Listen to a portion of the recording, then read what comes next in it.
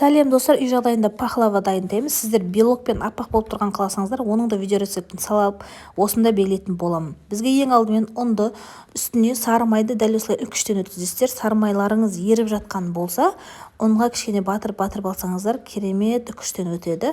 Енді осыларды дәл қолмен араластырып, осындай крошкалар дайындайтын боласыздар.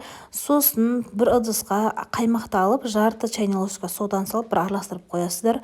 Оған дейін жаңағы крошка қамырдың үстіне бір штук жұмыртқасын және де кішкене көтерілген қаймақ салып, жақсылап лопаткамен араластырып, кейін кәдімгі қамыр илеп шығасыздар. Қамырларыңыз тым қолға жабысатын болса, кішкене ұн қосып жібере бересіздер. Грамдары барлық описаниеда жазылып тұр, көріп шығыңыздар. Енді бір келкі қамырды пищевоймен орап, холодильникке 1 сағатқа саласыздар да арасына осындай заттар дайындаймыз: мейіз, үгітілген жаңғақ және бүтін жаңғақ. Енді холодильниктен шыққан қамырды ең үлкен бөлік, орташа бөлік және кіші бөлік етіп бөлесіздер де ұнда бір шетке зуалап қойып қоясыздар. Одан кейін біздер 5 штук жұмыртқаның ағы мен сарысын бөліп аласыздар да ағын жақсылап миксерлеп немесе блендерлейсіздер.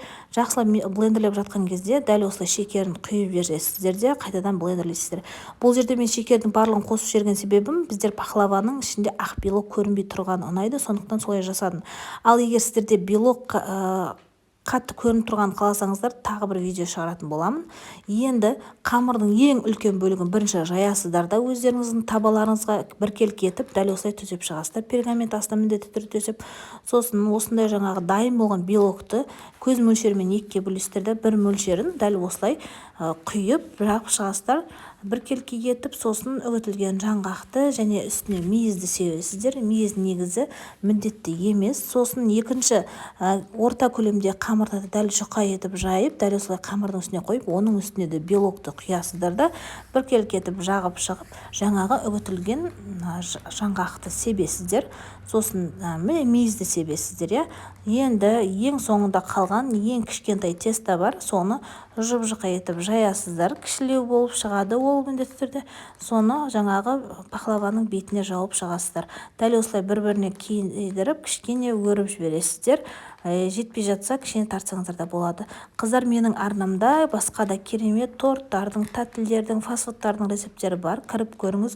Осы универсал асхана сіздер ұнаса, подписка жасап, лайк басуды ұмытпаңыздар. Және сіздерге қандай видео қажет, сіздер малған соны комментарийге жазсаңыздар, мен сол видео рецепті міндетті түрде түсіретін боламын. Дәл осылай пахлаваның бетін жұмыртқан қалған сарысымен жағасыздар да пышақпен бетін ғана кесіп, жаңғағын төсеп, газге қойып 180 градуста 40-50 минут пісті. Және де піскенін енді өздеріңіз көзбен көресіздер ғой. Ашып, газды ашып көруге бола береді. Ондай талғампаз емес. Оны алғаннан кейін піскен екен дәл осылай кесіп дастарханға қоя бересіз.